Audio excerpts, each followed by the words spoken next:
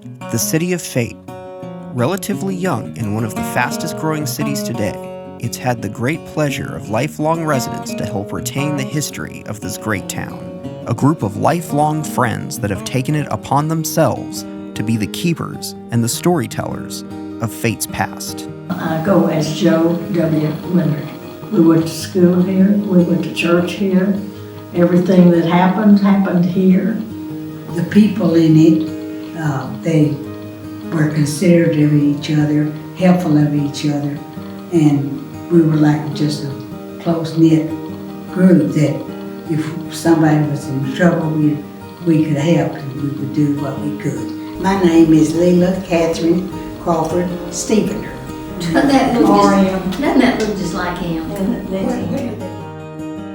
My name is Billie Stevenson. I'm a country girl.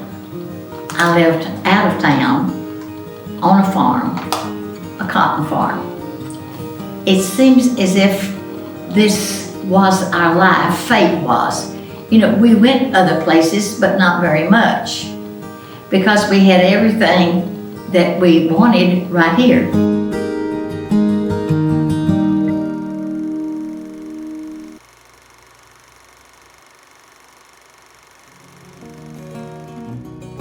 The town of Fate began to take shape shortly after the Civil War ended in 1865, but not where you might expect. Fate originated 1.5 miles to the north of its current location, along what is now Farm to Market Road 552 and Stodge Hill Road.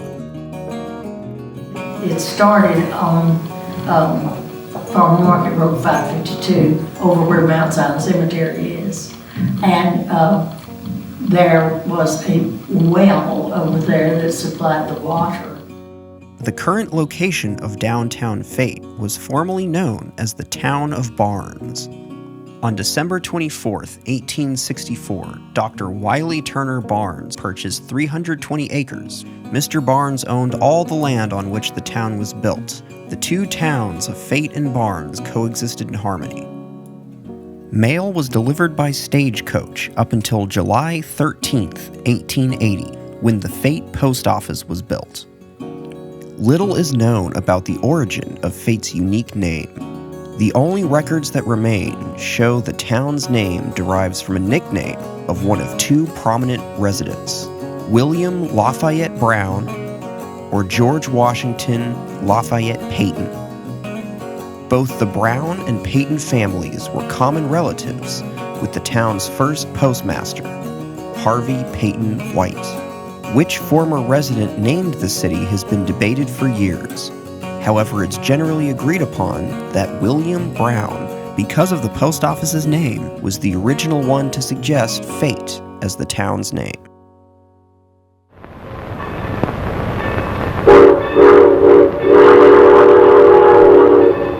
A few people rode the train, but most everyone had cars back in our time. But the train was used more for, we had passenger trains and then we had freight trains. In 1886, the Missouri-Kansas-Texas Railroad proposed a rail line to run through the town of Fate. Fate's landowners raised the price of land so high that the railroad was forced to build to the south through the town of Barnes, where land was more affordable. Everybody seemed delighted because they thought they could really make some money off the railroad, so they jacked up the price. People up here said, well, we'll supply you the land, we'll sell you the land. They moved up here. So that's how Fate moved, you know, from out there up here, was because of the railroad. That same railroad runs through the middle of Fate to this day. As townsfolk moved south to Barnes to take advantage of the railroad, the town of Fate decided to migrate as well. On February 11, 1887, the town of Fate and the town of Barnes combined. As Fate already had an established post office, the name Fate stuck, and what was downtown Barnes became the new town of Fate, rooting the city in its current location. From the 1880s until the 1930s, the town flourished, with a population boom of more than 500 residents. Due to the vast amounts of land, rich soil, and abundant water, the surrounding land was well suited for cotton farming, and the downtown railroad cotton gins opened up great opportunities for the agricultural economy of Fate. They worked with horses and mules and pulled their wagons of cotton to the gin with the horses and plowed with the horses. Cotton picking would start the last of August, and usually the 1st of September or Labor, the 1st of, that's when the cotton was ready for picking. The Zollner family ranch was established in 1876. It was known as a large cotton farm in North Texas that was run with a unique style. They hired men of every profession who were temporarily unemployed in the community. Because of this practice, they became known as the Hobo Ranch for over a century. Well, Mr. Zollner's family came from Germany. Mr. Zollner had this big farm, and his son, in order to work it, had indigent help or people that were down on their luck. We called them hobos, and they would come through on the freight trains. The Zollner Ranch was really a wonderful place for the migrant men. I think that's one thing that not many people know is about the Zollner Ranch. Down there they could stay, they had church services, and they had food, and they would put them to work. The impact of the Zollner family ranch was huge. It was the largest cotton farm in North Texas and had lasting positive effects on the surrounding communities that are still felt to this day.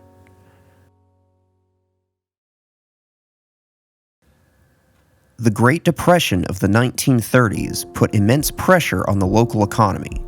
Businesses began to close, and falling cotton prices caused some farmers to lose their land. In addition to two devastating fires, on July 4th, 1933, a tornado tragically destroyed most of the town. We had just come in from my grandmother's. Just as we sat down to eat, the door blew open and the doorknob hit me in the back of the head. I was running around half out of it because I'd been hit in the head.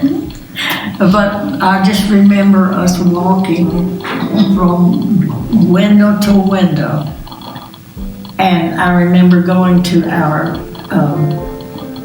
south window, and the top of our barn, the bales of hay, big bales of hay were just going through there, blowing out of there. We were fortunate that we really didn't have any really bad, no one was killed.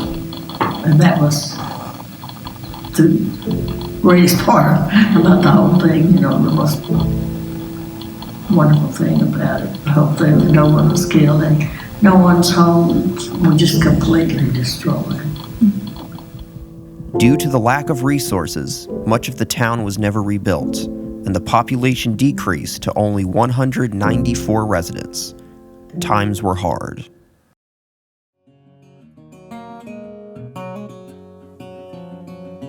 Fate had 4 church buildings, each of a different denomination.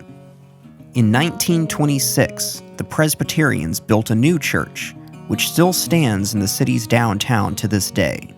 Due to low attendance as the population declined, the 4 churches combined and worshipped out of the recently built First Presbyterian Church, as it formed a tightly knit community within the 4 denominations. Well, when we talk about the Church of Faith, there were at one time 4 churches: the Baptist, the Presbyterian, the Methodist, and the Christian.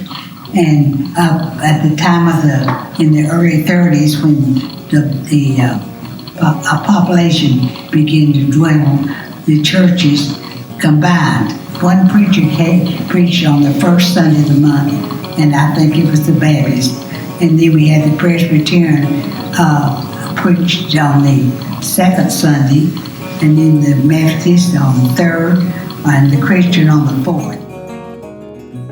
The brick Fate School building was built in 1911 for $13,000 and was located at the corner of Black Oak Lane and Brown Avenue.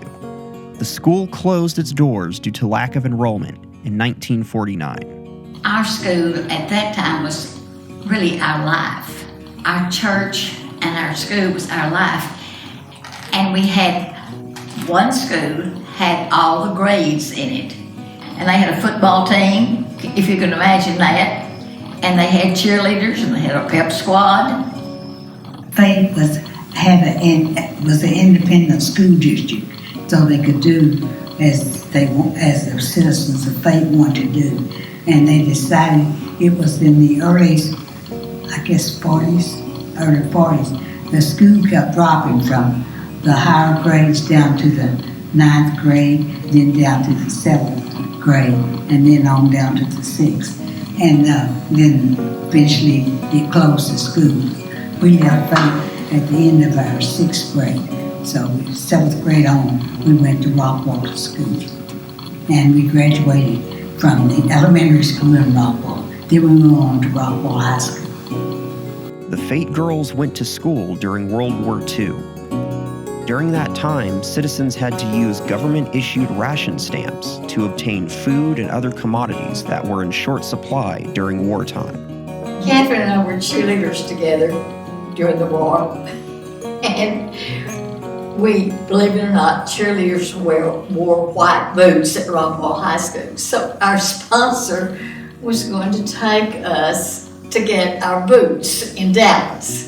But we had to have one of those stamps. So I got one from my grandmother and she got one from somebody. So we had our stamps to buy our boots.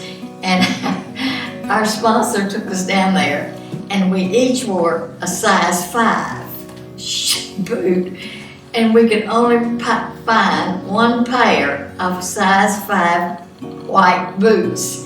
So all during that season, I wore one 5.5 and one 5, and she wore one 5.5 and one 5. That was our senior year. There were some funny things. It wasn't that each one of us wanted it. We wouldn't take it. So that was a good thing. Neither one of us would take the two size 5s.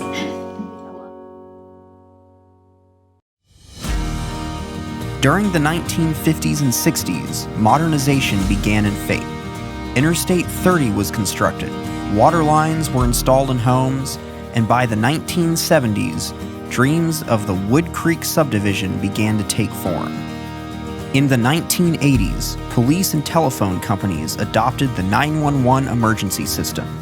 This required streets to be named and houses to be numbered. In the early 2000s, the population began to explode. The suburban sprawl led to a 51% increase in population, totaling 2,030 residents.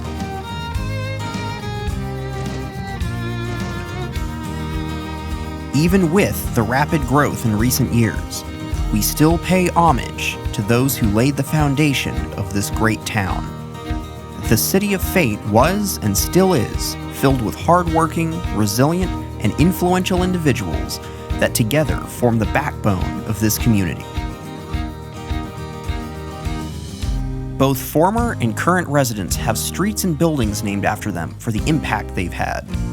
As Fate grows, we continue to lean on the people of the past for their examples of fortitude and frontiersman spirit that laid the strong foundation for this blossoming city.